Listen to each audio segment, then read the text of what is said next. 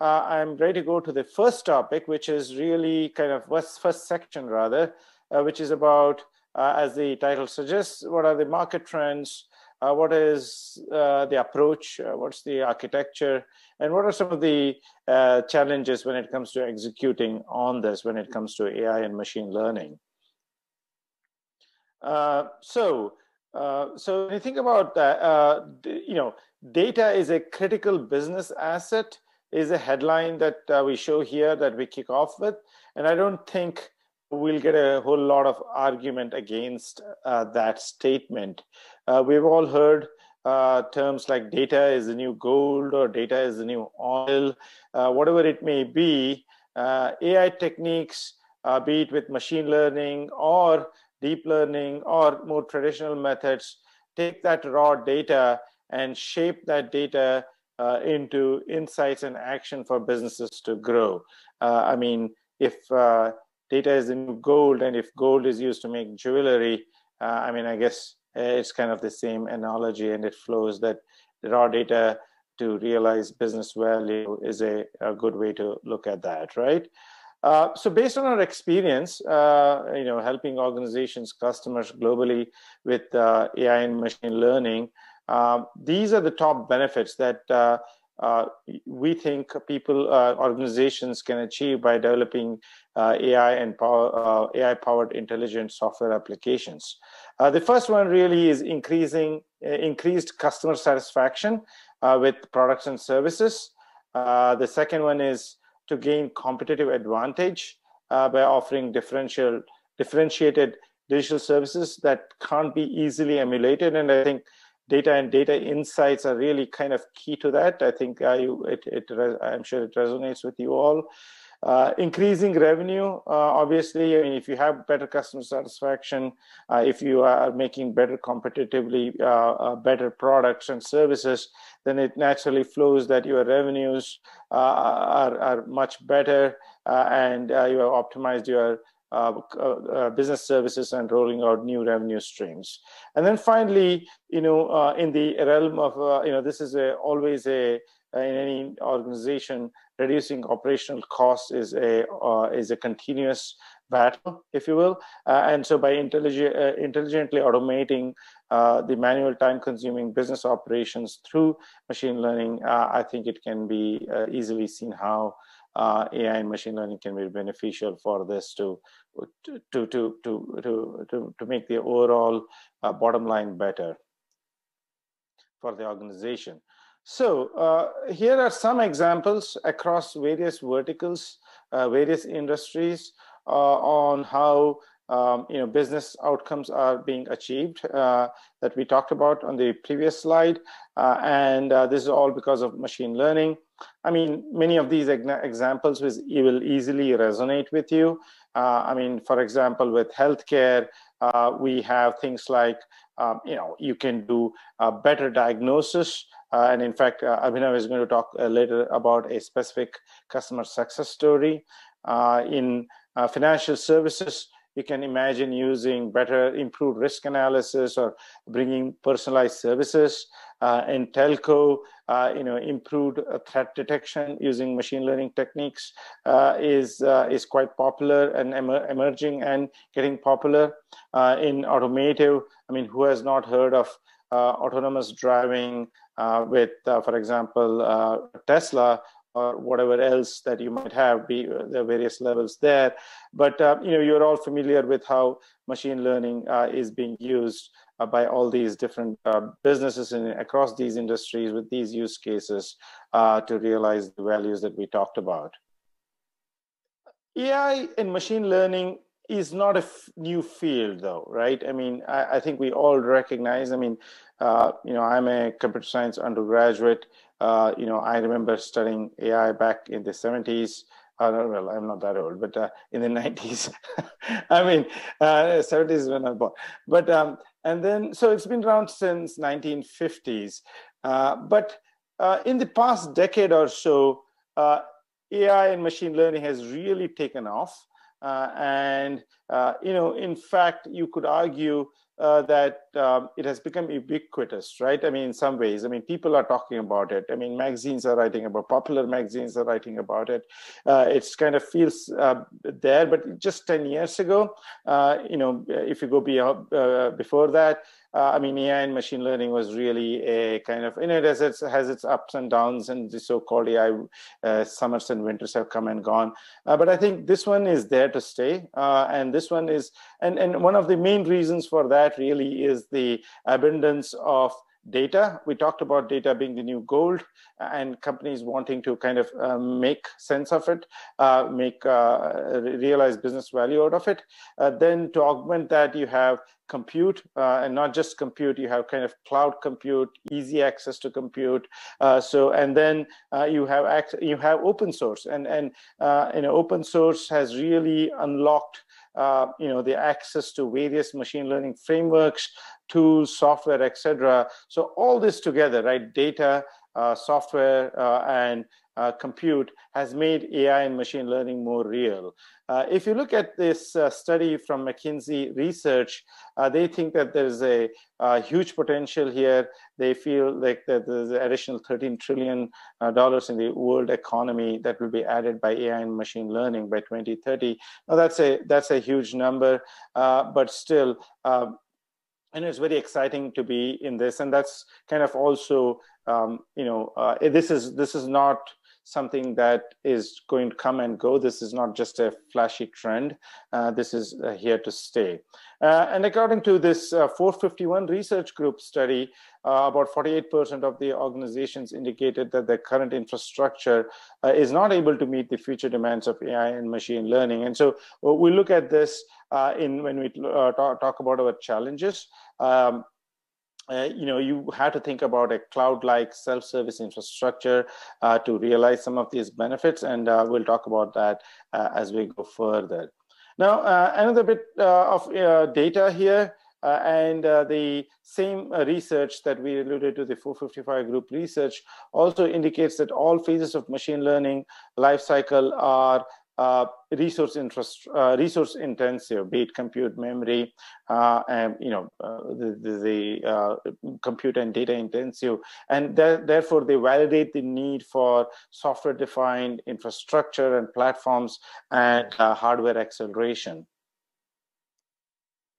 So just to take a step back, what is the, I mean, you can kind of call it the value chain, you can call it a workflow, you can call it a, but what is the typical life cycle, and who are the key personas involved when it comes to AI and machine learning? I think we start with kind of the business leadership. They want to set goals, they want to realize outcomes, as you can see here. And then there is this notion of a data engineer who helps with gathering and preparation of data.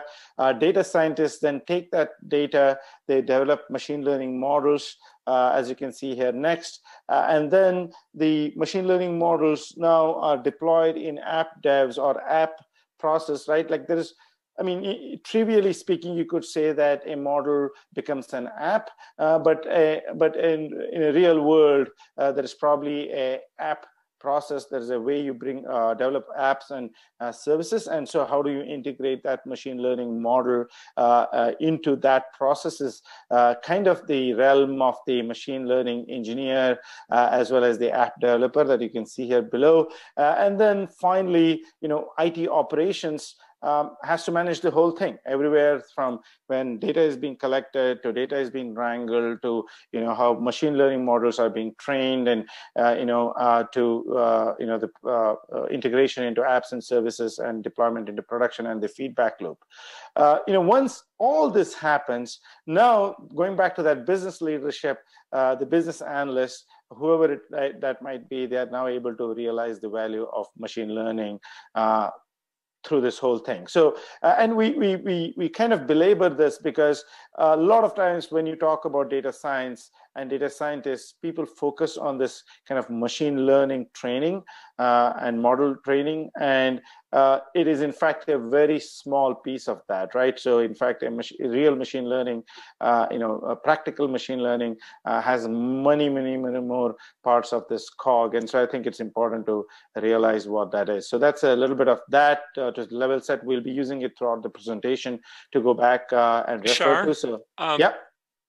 From what I understand, machine learning or deep learning training is one of the more compute-intensive, power-intensive, data-intensive steps of model deployment and that sort of stuff. You seem to belittle that. I'm just trying to, reconcile this. I hope it didn't come out as a belittle, but certainly that was not my intent. But my point really was to say that that's just a piece of the overall cog, right? Well, certainly a piece. I'll agree with that. Yeah, it's definitely very compute and intensive for sure. But let me put it this way. I mean. Depending on the study, but it's well recognized that 70 to 80% of models don't go into production, and therefore they are not realizing business value. And in some ways, we are trying to bring that to light and trying to offer how we can help with DevOps, and that's a little bit of that is also that. So I certainly do not want to say that training is not important. But it is also equal. The other parts of it are also important in this, and it's just a matter of throwing light on something which doesn't get enough light. Okay, let's put it that way. Yep. Yeah. Something that I find quite often is that companies think that they, if they have data and then just bring in the data scientist, so then the data scientists are able to find something magical in the data. So how I see it, I think that there should be like some business knowledge also, like business people talking with the data scientists to really get on the core what's useful. So what do you think of that? No, I mean, I think that's exactly right. I mean, in fact, that's a different way to answer the question that was raised earlier. And that's why, I mean, what, as you said, I mean, and this can be said of almost any problem, but certainly, AI and machine learning, business leaders, business leadership, how to identify what is it that you want, what is the outcome, what do you need to optimize for. I mean, I am an engineer by training, so I always know the importance of identifying what you optimize for, what's your hypothesis, etc. And it's the same that is true with even business side. So to your point, right, like if that is not clear, I don't think any amount of AI is going to solve anything. It's just going to cause more confusion. So I think being very clear about what your business objectives are, what you want to optimize for, and what your boundaries are, right? Like, what if, AI, if you don't, kind of say what the boundary is, then AI might optimize, but that's a boundary that you may not be willing to cross. So being able to specify what your boundaries are, your limits are, and then being able to optimize is always the way to go, to your point. Yeah, and also something I want to add in here is what we see a lot is the data scientists. So they live like in the line of businesses, right? So it's very they're kind of close to the business and have a good understanding of the business and the key needs and the requirements that are coming in.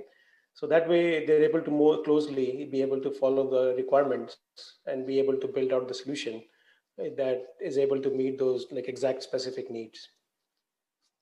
Yeah, and I think that's a good practice also. I mean, having data scientists kind of being embedded in the lines of businesses with these business people and others like data practice. I mean, what has happened, even if you start off with, there is some kind of an emerging technology office or a data science office where you want to start with some of these projects, but eventually being able to then embed them or kind of take these projects into the businesses, I think is also a pattern that we have seen leads to more successful outcomes rather than the other way around, wherein the data scientists are in an ivory tower, for lack of a better word,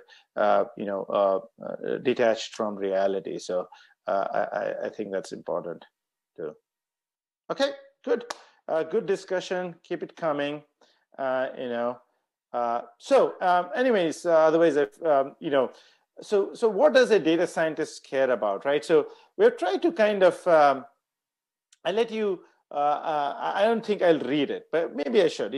As a data scientist, I want a self-service cloud-like experience for my machine learning projects, where I can access a rich set of modeling tools, data, and computational resources, where I can share and collaborate with colleagues and deliver this work into production with speed, agility, and repeatability, so that we can drive business value. Is, I think, we're trying to capture what I feel like the data scientists really want out of a quote-unquote data science platform with this sentence. But at the same time, it's important to realize that in fact they care less about the underlying infrastructure platform, or they care about how they can work with it, how it integrates with their machine learning tooling, and provides the agility, flexibility, portability, and scalability. I think this is an important point that the story that we are telling. So, not a question, but at the end of the day, this is what this is all about, is how do you deliver these types of environments to data scientists. 80% of their time is spent like just doing this mundane stuff. That's exactly right. So that's kind of the how we are.